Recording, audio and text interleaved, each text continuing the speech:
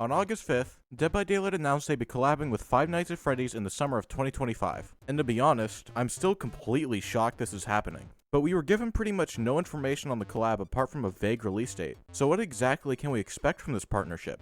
For example, who will the killer be? Will we be getting a survivor or two with this chapter? Will we be getting a map? When exactly is the chapter? And is it even a chapter at all? I'll go ahead and discuss that last idea first as I feel it's important to get out of the way. On Twitter, I've seen a few people bring up that aforementioned idea, that the DBD x FNAF collab could just be a collection of cosmetics, no actual chapter, and I have two major counterarguments for that. First, a point many bring up supporting this theory is the format of the collab's reveal, and furthermore the X seen in the image, commonly only used for cosmetic-only collabs, such as Attack on Titan. For my counter, a very similar format was used for the announcement of both the Ringu and Resident Evil chapters, both also being announced relatively early. However, you could counter this by pointing out chapters explicitly stated on both of these announcements, and that's nowhere to be seen in FNAF's case. And this isn't a bad point at all, but that brings me to my second and most important counterargument, the outrage. Whether you like it or not, FNAF is undeniably the most popular, hyped up, and highly requested collab for Dead by Daylight, and a chapter would even more undeniably be its most popular, successful chapter to date, and I'm willing to bet the player count on Steam would hit an all-time high too. Not only my doubtful behavior would willingly miss out on all of that, but accept all of the outrage that would be destined to come with this decision.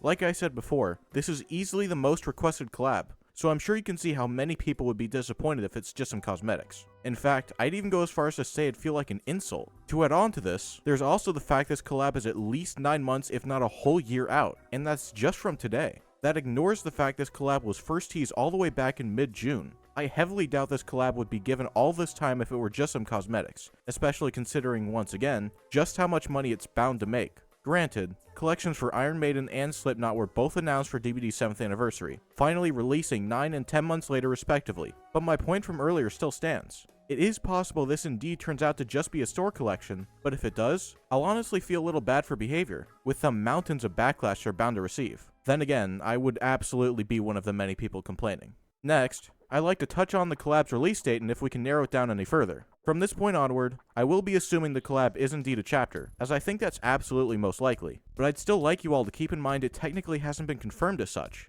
But I digress. All the info we're given for the release is summer 2025, which is pretty vague. Once again though, assuming it's a chapter, there are only two timeframes this collab could fall under. It could be chapter 36, aka the 9th anniversary, which would land its PTB mid-May and its live release early June. Or it could be chapter 37, exactly 1 year from the Castlevania chapter, meaning it'd most likely have a PTB at the start of August and a live release near the end of the same month. But between these two, which is the more likely option? Well, at least in my opinion, I think it's undoubtedly the 9th anniversary. Not only do I think FNAF is more than fitting for an anniversary chapter, but the dates line up pretty well. As previously mentioned, this collab was hinted at all the way back in the middle of June, and I'd even argue it's likely the deal was signed at least a few weeks prior. Combine this with the fact DBD chapters take about 9 to 12 months to develop from deal signing to appearing in game, and it just seems to make the most sense. Chapter 37 is still possible, just nowhere near as likely. Anyway, with the release date out of the way, I'd like to move on to the actual contents of the chapter, the killer, and the potential map and or survivor. First, the killer. Obviously, I'd say there's like a 90% chance the killer turns out to be Springtrap, as that's both who everyone wants and the main antagonist of the FNAF franchise as a whole. Though if they don't go with this version of him, they could always do William Afton pre-Springlocks, such as the Yellow Rabbit as we see him in the movies. There are a few other possible picks, such as Ennard, Vanny, or the Mimic, but I don't think they're even remotely likely. Skins for some or all of them are fairly likely though. Next, whether or not we'll be getting a survivor with this chapter, and if so, who it'll be. For the former, out of the 8 anniversaries Dead by Daylight has had, only 6 of which being properly celebrated, 7 have had survivors. Furthermore, the only one that didn't have one is the 3rd anniversary, Ghostface, for which there was no real option for one. And before anyone says Sidney Prescott, keep in mind Ghostface was licensed through Funworld, not through Scream. In other words, they're 2 different licenses, so including them both for one chapter just doesn't make sense.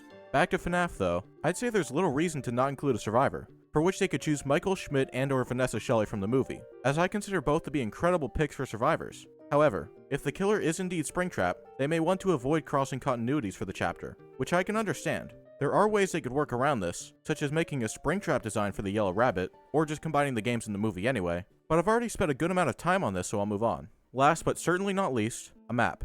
This is a very similar situation to Survivor, in that Ghostface was the only anniversary chapter without one, and furthermore, seeing as how there's not once been a chapter with a map and no survivor, this relies almost entirely on whether or not the chapter gets a survivor or two. There'd be next to no reason not to include a map in that case, especially considering this will most likely be an anniversary chapter. But what could that map be? For that, I have 4 main ideas. First, a map based on the FNAF 1 location. Second, one based on the location shown in the movie. It is fairly similar to the first game's Pizzeria, but it definitely has more than a few differences that make it distinct. Third, a map for the FNAF 3 location, seeing as that's the game Springtrap originates from.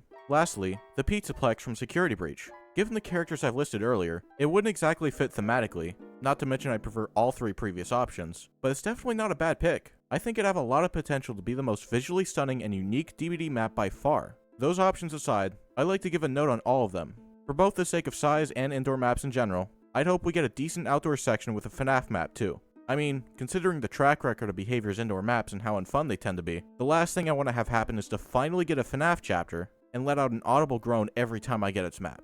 Sure, it'll look amazing regardless, but that can only carry a map for so long. If you enjoyed this video, make sure to like and subscribe if you want to see more like it. Not only will it motivate me to keep making these videos, but they'll also just appear on your feed more, especially if you subscribe. And liking the video helps way more than most people think, so I'd really appreciate it. If you have anything to say about the video, the theory itself, or you just want to talk to me about how peak this collaboration is, feel free to leave a comment and I'll get back to you as soon as I can. I respond to pretty much all of them. And if you really want to show your support, consider becoming a channel member. For just $3 a month, you get a bunch of perks. In fact, you could have seen this video early if you were a member. On that note, huge shout out to Sapphire Sheep and Mario Blue, currently my only 2 channel members. And one last thing before I end off the video.